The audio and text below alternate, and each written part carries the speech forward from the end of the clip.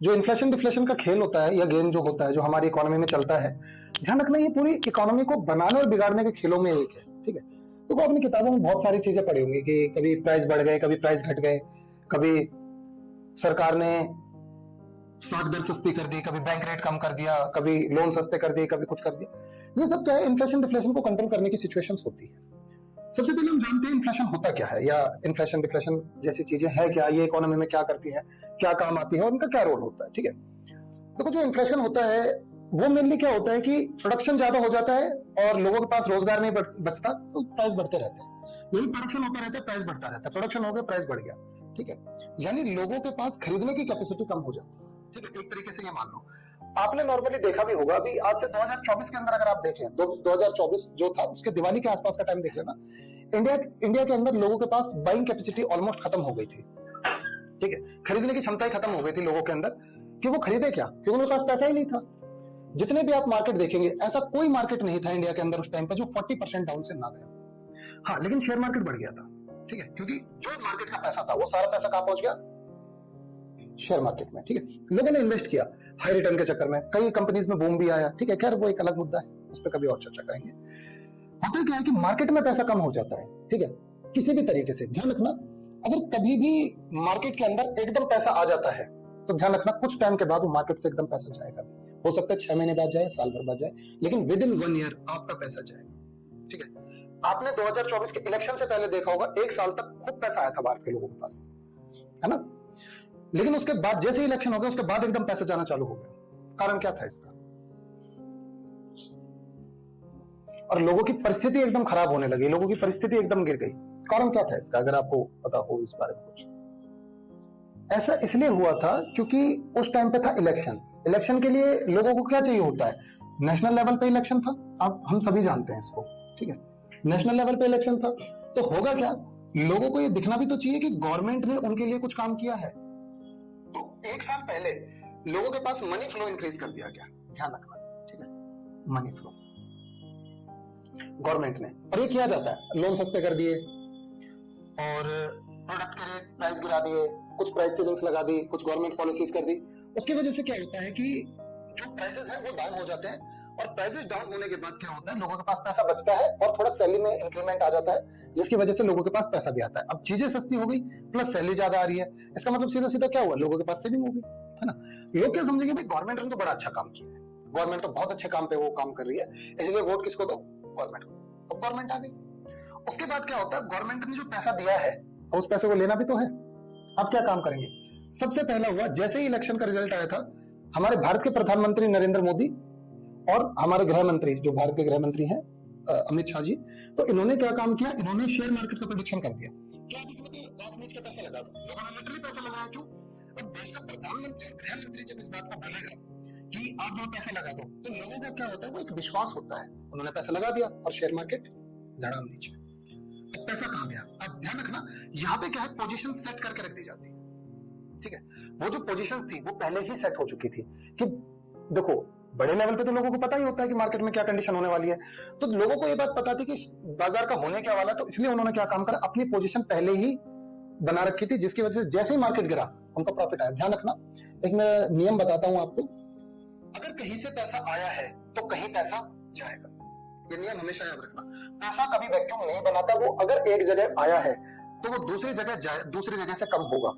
अगर आपके पास से गया है तो किसी ना किसी के पास जाएगा, और अगर आपके पास पैसा आ रहा है तो किसी ना किसी के पास से पैसा आएगा। ठीक है, किसी का कम होगा। ठीक है, ये परिस्थिति उसी समय बनी थी। ठीक है, पहले आपको पैसा दिया तो किसी ना किसी का तो पैसा गया होगा ना, उस टाइम पे जब आपके पास पैसा आया वहां किसी का गया होगा, तो जब आपके पास से जाएगा पैसा तब भी तो वो किसी ना किसी के पास गया होगा। इस तरीके से पैसा आता और जाता है, और ऐसी परिस्थितियां भी कई बार इन्फ्लेशन और डिफ्लेशन को जन्म दे देती है। ठीक है, तो कई बार ये जन्म दिया जाता है इसको, कई बार ये नेचुरली आता है। 1928 की अगर मैं आपसे बात करूं, अमेरिका के अंदर द ग्रेट डिप्रेशन आया था। ठीक है, पता होगा आपको उस टाइम पे हुआ क्या था। अमेरिका ने कुछ बातें सोची थी और उन बातों को उसने एक्सेप्ट किया था, और उसके बिहाफ पे उन्होंने प्रोडक्शन कर दिया था। अब प्रोडक्शन तो हो गया, लेकिन लोगों के पास उसको बाइंग कैपेसिटी नहीं थी। उन्होंने एक परिस्थिति के लिए किया था कि ये सिचुएशन बनेगी, उन्होंने एक प्रेडिक्शन दिया था इकोनॉमी में, उस प्रेडिक्शन के बिहाफ पे उन्होंने प्रोडक्शन किया था। ध्यान रखना, प्रेडिक्शन के बिहाफ पे प्रोडक्शन किया था। तो जब वो प्रोडक्शन हुआ, प्रोडक्शन हो गया ज्यादा, प्रोडक्ट बिका नहीं। अब जब प्रोडक्ट नहीं बिकेगा तो क्या होगा, कंपनी किस में जाएगी, लॉस में। जब कंपनी लॉस में गई उससे क्या परिस्थिति बनी, कंपनी लॉस में जाने से उसने लोगों का रोजगार हटाया। जब लोगों का रोजगार हटेगा तो क्या होगा, प्रोडक्ट वहीं का, अब प्रोडक्ट वहीं का वहीं रहेगा, खरीदेगा कौन, कोई नहीं खरीदेगा। लोग बेरोजगार हो गए, प्रोडक्ट अमेरिका में बहुत ज्यादा बनता रहा।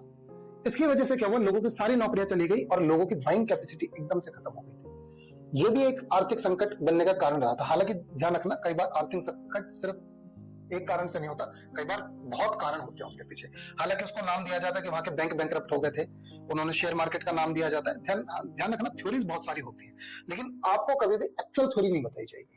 एक्चुअल थ्योरी क्या, एक्चुअल थ्योरी यही है, क्योंकि सीधी सी बात है कि सिर्फ क्या शेयर मार्केट एक अकेला ऐसा टूल है जो पूरा इन्फ्लेशन दे सकता है, डेफिनेटली नो। वहां पे क्या है, एक इकोनॉमिकल प्रेडिक्शन किया गया था, क्योंकि अमेरिका किससे लड़ा था, वर्ल्ड वॉर लड़ा था, वर्ल्ड वॉर में लड़ा था 1918 के अंदर वर्ल्ड वॉर खत्म हुआ था, ठीक है, 18-19 के अंदर। 1917 के अंदर अमेरिका उसमें आया था। तो क्या इस वॉर के लिए इन्होंने प्रोडक्शन नहीं किया होगा।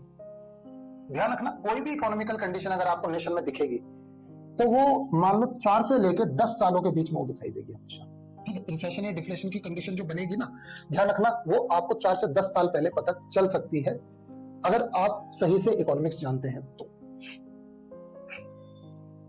ध्यान रखना, ये बातें आपको नेशनल टीवी पे वगैरह पे कहीं नहीं मिलेंगी, यहीं मिलेंगी।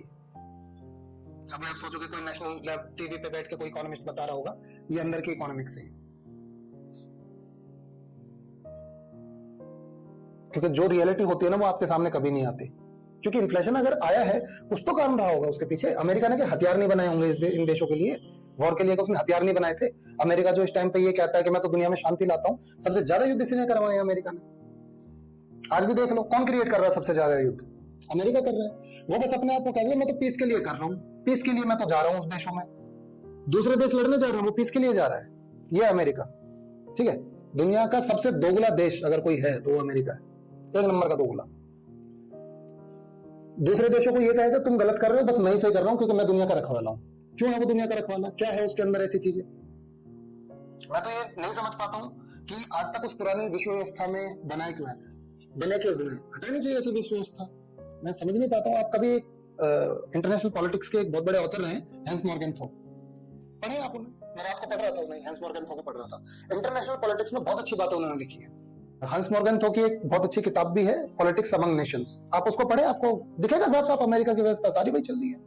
तो ये कोई ठेकेदार थोड़ी है जो ये कहता रहेगा कि दुनिया में मैं ही सिर्फ शांति के लिए काम कर रहा हूँ। मैं तो कहता हूँ ये हट जाए ना दुनिया से, तो दुनिया में शांति आ जाएगी। ये शांति का नुकसान करने वाला, इसके हटते ही दुनिया में शांति आएगी। वो सबसे ज्यादा युद्ध यही पैदा करता है पूरी दुनिया के अंदर। पहले वहां पे जो गरीब देश होंगे उनको पहले थोड़े पैसे देगा, फिर अपने हथियार खरीदवाएगा, फिर पड़ोसियों से लड़वाएगा, और पड़ोसियों से लड़वाने के बाद फिर ये कहेगा हम तो शांति के लिए काम कर रहे हैं। इजराइल पैलेस्टीन का युद्ध यही है सारा। क्या करते हैं ये इनडायरेक्टली खेलता है। ये दुनिया के अंदर जितने भी युद्ध हैं उनमें 99% का जन्मदाता है अमेरिका, ठीक है, खुद जो तो जो मैं आपको बता रहा था इस पे आप ध्यान दें। कोई भी इकोनॉमिकल कंडीशन आपको ऐसा नहीं है कि आज पैदा हुई वो कल आपको दिख जाएगी, नहीं, उसको पैदा होने में 4 से 10 साल का समय लगता है। और ध्यान रखना, अगर आप इस कंडीशन को पहचान गए पहले तो आप बहुत आगे निकल जाओगे, फिर आपको किसी इकोनॉमिक्स की जरूरत नहीं है। लेकिन अगर आप एक बार फंस गए इसमें, फिर आप जिंदगी भर के लिए गिर जाओगे, फिर आप कभी नहीं उठोगे। एक भी इन्फ्लेशन आपसे झेला नहीं जाएगा। ध्यान रखना, कितनी कंपनियां होती है जो 5-10 साल चलती हैं और उसके बाद एकदम इन्फ्लेशन आता है, ये डिफ्लेशन जैसी परिस्थिति बनती है, कंपनी एकदम गायब, कंपनी गायब हो जाती है। उसके बाद वो कंपनी कभी नहीं मिलेगी आपको, ठीक है। क्यों? क्योंकि इकोनॉमिकल कंडीशंस पहचानना बहुत ज्यादा जरूरी है। अगर आपने इकोनॉमिकल कंडीशन नहीं पहचानी, आप इन्फ्लेशन या डिफ्लेशन के उस जंजाल में फंसोगे ना कि आप कभी उससे निकल ही नहीं पाओगे और आप हमेशा ही गरीब होते चले जाओगे, ठीक है। तो इससे बचने के उपाय हम कुछ जानेंगे, करेंगे क्या, ठीक है। भारत में भी आपने देखा होगा कि कई बार इन्फ्लेशन आ जाता है, ठीक है, कई बार डिफ्लेशन आ जाता है। मैंने आपको 2024 का भी जैसे केस बताया कि भारत के अंदर ऐसे 2024 के अंदर परिस्थिति बनी थी कि भारत के अंदर इलेक्शन हुआ, इलेक्शन के अंदर टॉप लेवल से पैसा आया, लोगों के पास पैसा पहुंचा, लोगों की परचेसिंग पावर बढ़ी, लोगों को लगा कि गवर्नमेंट ने कुछ बेटर किया। लेकिन जैसे इलेक्शन हुआ एकदम से चला गया सारा पैसा 6 महीने। उसके बाद फिर धीरे धीरे इकोनॉमी ने 2025 के बाद इकोनॉमिकल रिकवरी स्टार्ट करी है और आने वाले अब टाइम तक वो परिस्थिति ऐसी बनी रहेगी, ठीक है। खैर, ऐसा नहीं है कि भारत के अंदर भी इन्फ्लेशन या डिफ्लेशन की स्थिति आज तक नहीं आई है, भारत के अंदर भी आई है। 2008 में भी आई थी, उस टाइम पे जो हमारे प्रधानमंत्री थे डॉक्टर मनमोहन सर थे। हालांकि ये वर्ल्ड वाइड थी, ध्यान रखना। इसके अंदर कितने ही देशों की इकोनॉमी गिर गई थी, क्योंकि अमेरिका जो था, अमेरिका की इकोनॉमी इस समय के अंदर बहुत बुरी तरीके से गिरी थी। कहा जाता है कि दुनिया के सबसे भयानक इन्फ्लेशन से डिफ्लेशन में से एक ये परिस्थिति बनी थी। भारत के अंदर भी ये एक परिस्थिति बनी थी, लेकिन उस टाइम पे पूरी दुनिया के अंदर भारत की जो ग्रोथ थी वो पूरी दुनिया में सबसे ज्यादा थी। कुछ 8 से 10% के आसपास ग्रोथ जो है वो रखी थी इंडिया में। इसका जो कारण था वो था हमारी आर्थिक नीतियां। हमारे जो उस समय के प्रधानमंत्री थे डॉक्टर मनमोहन सिंह, उन्होंने इस तरीके की आर्थिक नीतियां अपनाई जिससे कि भारत इस आर्थिक संकट से बच गया। इन्होंने क्या काम करा, अपना प्रोडक्शन लेवल बढ़ाया, ठीक है, हमारे देश में प्रोडक्शन लेवल बढ़ा, लोगों को रोजगार दिया और रोजगार की नई नीतियां इन्होंने पैदा करी उस टाइम पे। और सबसे बड़ी जो बात, एक शब्द था इस टाइम पे, सरकारी निवेश, ठीक है, सरकारी निवेश। डॉक्टर मनमोहन सिंह ने सरकारी निवेश में वृद्धि कर दी थी। अब सरकारी निवेश में जब वृद्धि होगी तो सीधी सी बात है लोगों के पास पैसा जाएगा, ठीक है, क्योंकि लोगों को क्या मिलेगा,